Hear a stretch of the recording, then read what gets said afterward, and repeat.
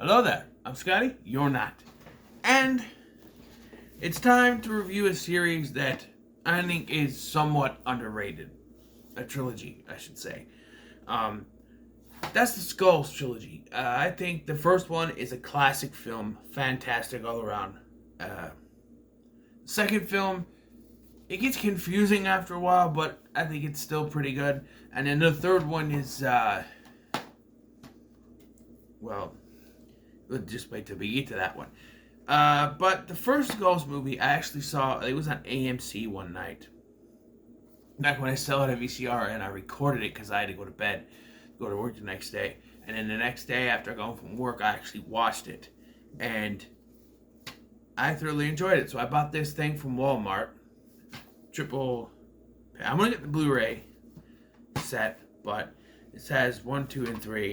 I could actually try to get just the first one. That's a little more expensive. It was all three together, it's a little cheaper. But yeah.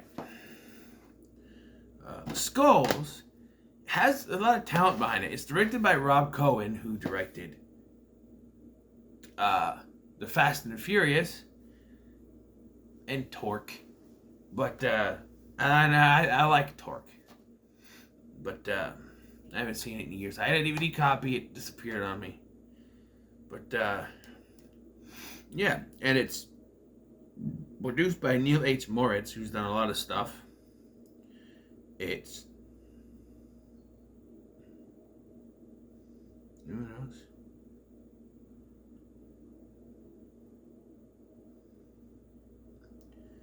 It stars Joshua Jackson, Paul Walker, Hill Harper, Leslie Bibb, Christopher McDonald, William Peterson, and Craig T. Nelson. It has, some star power. Not the biggest stars, mind you, but they were, they've been in stuff. William Peterson was or would go on to be in CSI. Craig T. Nelson, Coach. Of course, Christopher McDonald. He eats shit for breakfast? No. Shooter McGavin. They've been in stuff. Joshua Jackson was in The Mighty Ducks and Dawson's Creek. Paul Walker wasn't really big. He did I think before this he did Varsity Blues and She's All That and Meet the Deedles and Tammy and the T-Rex. That's about it. After this, he would return with Rob Cohen to do The Fast and the Furious, which would take up most of his career. He did other stuff. But there's some talent. Leslie Bibb, she had a role in 2 Iron Man movies. Trick or Treat, excuse me. Hill Harper was on that, I think, Covert Affairs, wasn't he? Is that the one he was on, Covert Affairs? It was on some show. Either Covert Affairs or that one about the lawyers. Whatever it was called. Forgot what it was called. Suits. I think he was on either one of those, and I might be wrong. But this movie is about the secret society at this college called Skulls. Lucas McNamara, played by Joshua Jackson, wants to be a part of this group because he comes from the wrong side of the tracks. He grew up in a not so friendly area of town. His parents died when he was young, so he really had no family. And he's in this college, and he's still trying to, make his wagers or whatever. But if he gets accepted for this group, this secret society, he gets money. He can afford law school and everything. On the other side, Caleb Mandrake, played by Paul Walker, was born into the lap of luxury. His father is a judge and is basically the chairman of the Skulls, and he's played by Craig T. Nelson. I forgot to mention Poltergeist. So they're both, brought into the secret society. Mandrake because of his father, and Luke, because of his, I guess they just like him. His friend, Will, played by Harper Hill, is actually doing a story on the secret society, and that's where problems arise when he gets in, and you can't tell him anything about it. So he breaks in and steals Caleb's uh, book and key, and his death by accident, accidental death, is framed as a suicide. I do this because we found out something else later. As Caleb finds him in the little secret area and chases him down, and he trips, falls, and supposedly breaks his neck. At least that's what we're led to believe. When Luke finds him, though, he's hung up like it's supposed to be a suicide. Which, honestly, watching this again, I'm like, that doesn't make any sense. Like, there's no sign. Usually when someone's going to commit suicide, there's signs. Like, there's some signs. This guy had an argument with Luke and then hung himself. With it being implied that perhaps Luke could have done it to make it look like, I don't know.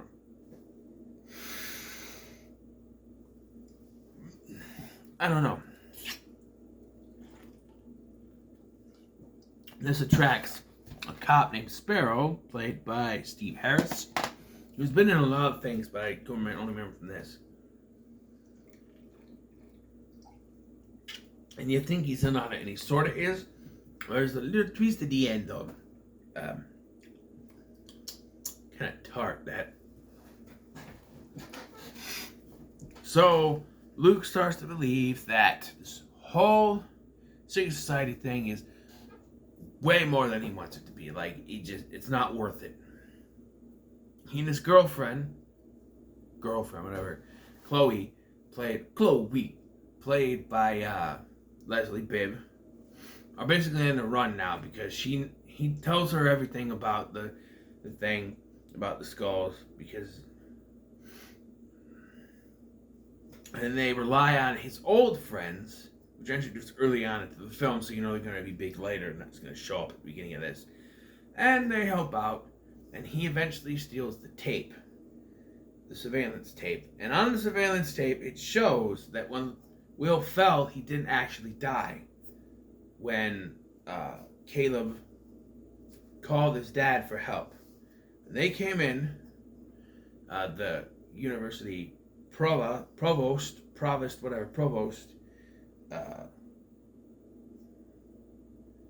by Christopher McDonald, comes in. He breaks Will's neck, killing him. He was alive after he fell. And for some reason, Luke keeps telling him to zoom in on it. Why would you want to have a close-up of your friend's neck being snapped? I don't understand. So because he finds this, he takes this to the cops, but it looks as if Sparrow is in on it, because when they go to play the tape, it's nothing but fuzz, like on a VCR, where it's the white, snowy fuzz stuff. So he tells them he's in on it. He starts to tell everybody in the room what's going on, and they don't believe him, so they send him to a psychiatric hospital because it's a setup. Eventually, though, Senator Limkin, played by William Peterson, shows up to help Chloe as she's running from the provost and his minions, I guess you could say. He helps her get to the psychiatric hospital and get Luke. He gives her a car and tells her that when Luke wakes up, tell him that the rules are rules, or we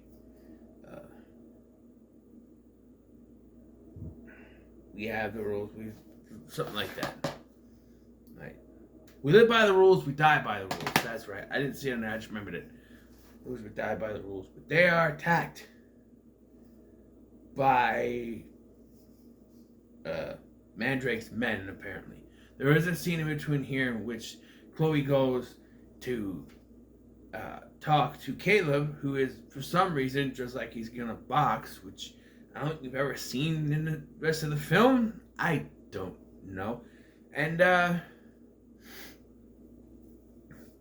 tells him that Will was still alive when he fell.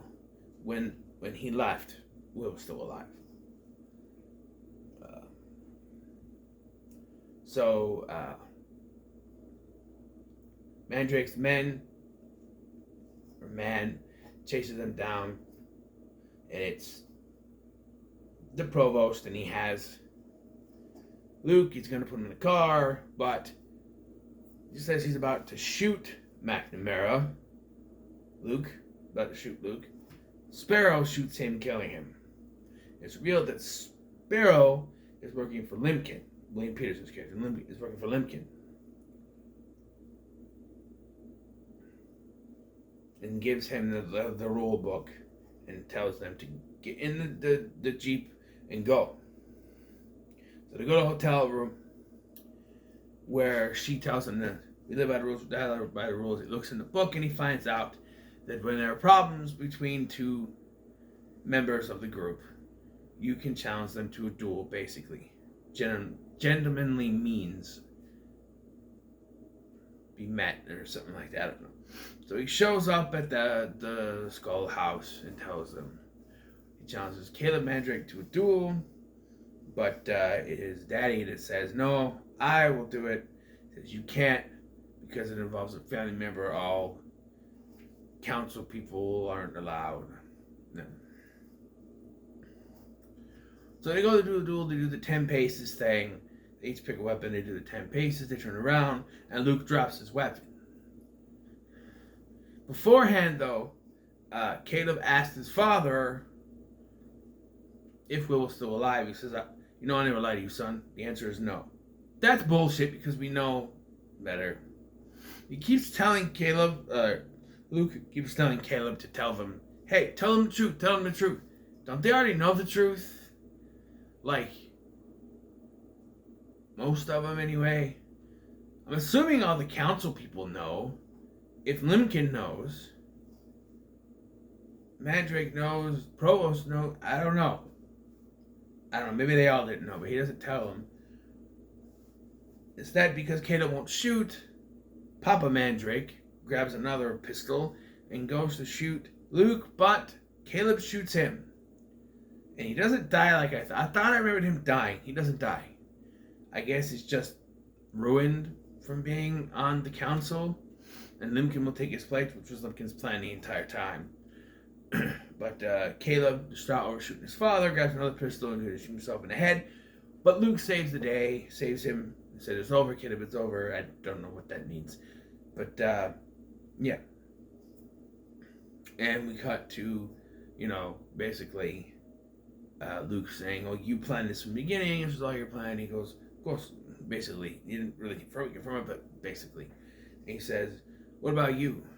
There's a line of dialogue where he says, well, you're going to leave? You and I will lead a new generation of Skulls into the future. He's like, well, you can leave, but what's the future going to hold for you and for your wife and your children?